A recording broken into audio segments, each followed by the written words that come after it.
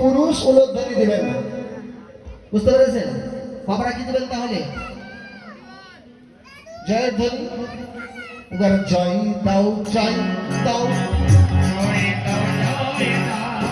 দেখেন মায়েরা কত ভালোবাসে, মায়েরাকে বলিনি আপনাকে বলেছি জয় ধ্বনি দেন, মারা উলুধ্বনি দিচ্ছে। মানে যত দিবেন ভগবান তত সঞ্চয় করে রাখছে। যতবার দিবেন ভগবান তার দ্বিগুণ, চতুর্গুণ, পঞ্চম গুণ, সপ্তম গুণ আরো শত শত গুণ ফেরত দেবে। ভগবানকে একটু দেন। কালকে বলেছিলাম না দ্রৌপদীর বস্ত্রহরণ, ভগবানকে কতটি কাপড় দিয়েছিল? আঘাত। ভগবান দিয়েছিল আঘাত, এক হাত দিয়েছিল কত গোয়াজের পর গোয়াজ। আরে টানতে টানতে টানতে দুঃশাসন ঘেমে গেছে, ছেড়ে দিয়েছিল। লাস্টে যখন পারলো না তখন ছেড়ে দেবে। তো ভগবানের নামে দিন জয় দাও জয় দাও, আর জয় দাও জয় দাও, আর জয় দিলে জয় হবে, জয় দাও জয় দাও,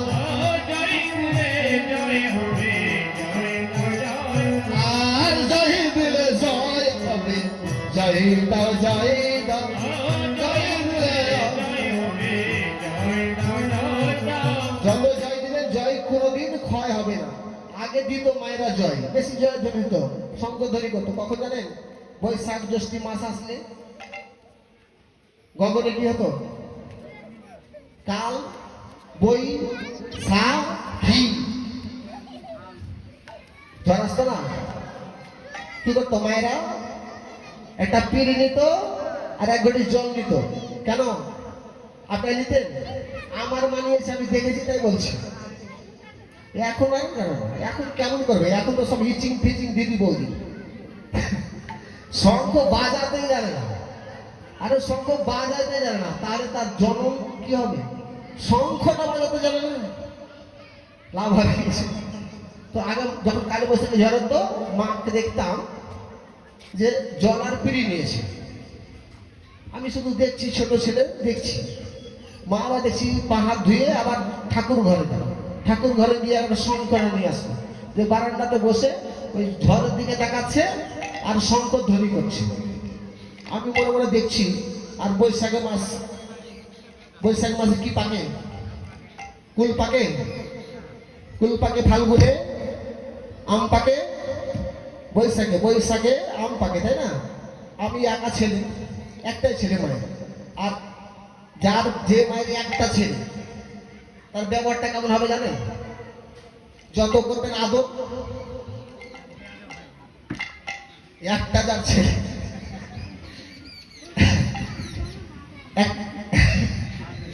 আমি মনে করছিলাম বলবো না, তো মা বলেই দিল।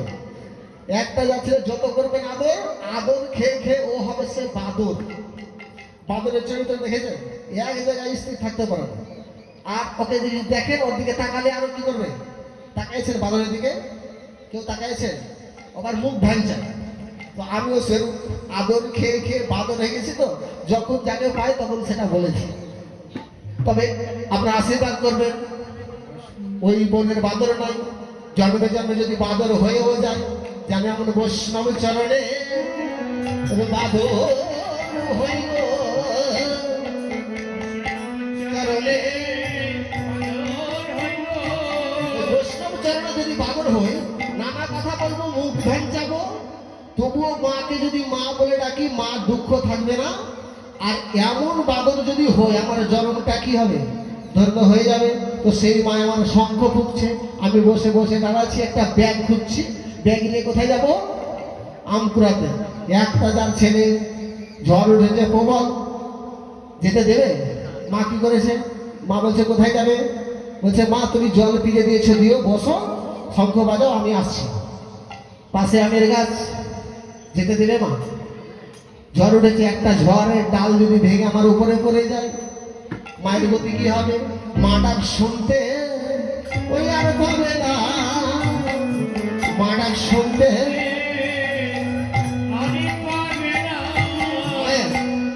মা ডাক শুনতে পাবে? আপনাদেরকে মা বলে ডাকে সন্তান। আমি কতবার মা মা বললাম জানেন? হরিবাসরে গেছি। এই কলি হবে জীব, যা মা যার নাই সে বুঝবে না, যার আছে সে বুঝবে না, কিন্তু যার মা নেই এই জগতে, যারা আপনি বলতে আর কেউ দেখবেন গোপাল যখন বনে যাবে, মা যশোদাও নদী দুর্গ মাখন ছানা নিয়ে বসে আছে, দেখবেন একেবারে খাই না। কেন খাই না সেগুলোতে যাবো, বৃন্দাবনে যাই আমি, তাই তো? জল ফিরিয়ে দিয়েছে, আমি আমগুলোতে যাবো, আমগুলোতে যেতে দেবে না মা। বলে কেন? বলছে তোকে আমি তখন তো কষ্ট ছিল, আমারও সম্পদ ছিল, কিন্তু চৈত্র মাসে আমি ভাত খেতে পারি, অন্য খেতে পারি, শুধু রুটি খেয়ে থেকেছি, রুটি খেয়ে থেকেছি, সত্য বলছি হয়ে বাস। তখনও সম্পদ ছিল, এখনো বাট্টলিকা বাড়ি, এগুলো বলা হলো শুধু কি কার জন্য হয়েছে? আপনাদের চরণ ধরে তো যারা গুলো হরিনাম গুণগান শ্রবণ করে তারা কখনো অধগতি হয় না। এটা আমার কথা না, শ্রীমদ ভাগবত গীতায় বলছে, যারা আমার ভজন পূজন করে তারা কখনো অধগতি হয় না। আরে খাওয়ার কষ্ট হতে পারে, চলার কষ্ট হতে পারে, পোশাকের কষ্ট হতে পারে, কিন্তু এমন কষ্ট আসবে না, এমন কষ্ট আসবে না যে তারা গোবিন্দ ছাড়া হয়ে যাবে। আর গোবিন্দকে যারা পায় তাদের কি আর কোনো কষ্ট থাকে? মা আমার যেতে দেবে না, আমাকে শিকল কি করলো, মা চকি ছিল চকির মধ্যে ঢুকায় শিকলটা উঠাই দিয়েছে। আমি বলছি মা গো, ও মা দেখো না ঝড় বয়ে যাচ্ছে, ঝড় ফুরে গেলে কি আম পাবো? যে তোকে আম কিনতে হবে না, আম কুড়াতে হবে না, আমি যদি কেনার সমর্থ না থাকি আমি ধার করে গিয়ে ভিক্ষা করে তোকে না মেনে দেবো, কিন্তু তোকে আমি যেতে দেব না।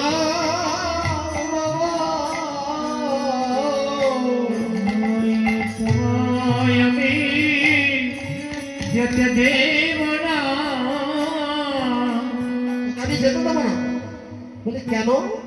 কেন যেতে দেবে না? বলছি এখন বুঝবি না, তুই যে আমার একটা সন্তান, তুই তো এখনো বোঝার বয়স হয়নি, বুঝবি সেদিন তুই তোর